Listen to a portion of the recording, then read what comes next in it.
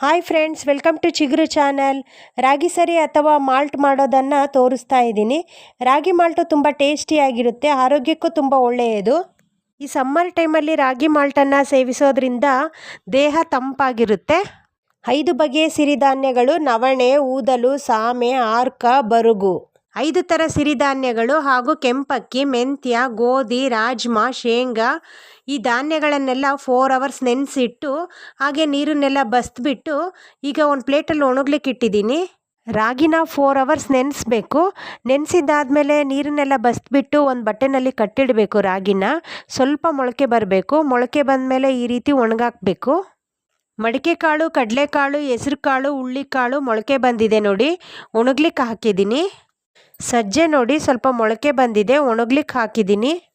ಈ ಎಲ್ಲ ಧಾನ್ಯಗಳು 25 ಗ್ರಾಮ್ ತೊಗೊಂಡಿದ್ದೀನಿ.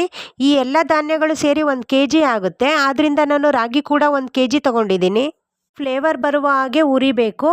ಹಾಗೆ 2 ಸ್ಪೂನ್ ಜೀರಿಗೆ, 2 ಸ್ಪೂನ್ ಓಂ ಕಾಳನ್ನು ಸೇರಿಸಬೇಕು. ಗಿರಣಿನಲ್ಲಿ ಬೀಸ್ಕೊಂಬಂದಿರೋ ಅಂಥ ರಾಗಿ ಮಾಲ್ಟ್ ಪೌಡರು ಘಮ್ ಅಂತ ಪರಿಮಳ ಬರ್ತಾ ಇದೆ. ಒಂದು ಪಾತ್ರೆಗೆ 2 ಗ್ಲಾಸ್ ನೀರನ್ನು ಹಾಕಬೇಕು. ಹಾಗೆ 3 ಸ್ಪೂನ್ ಆರೋಗ್ಯಭರಿತವಾದ ರಾಗಿ ಮಾಲ್ಟ್ ಪೌಡರನ್ನು ಹಾಕಬೇಕು. 3 ಸ್ಪೂನ್ ಬೆಲ್ಲವನ್ನು ಸೇರಿಸಬೇಕು. ಚೆನ್ನಾಗಿ ಕಲಿಸ್ಬೇಕು, ಗಂಟಿಲ್ದಲೇ ಇರೋ ಹಾಗೆ. ಕುದಿ ಬರೋ ತನಕ ಕಲಿಸ್ತಾನೇ ಇರಬೇಕು. ಸ್ವಲ್ಪ ಹಾಲು ಹಾಕ್ಕೋಬೋದು.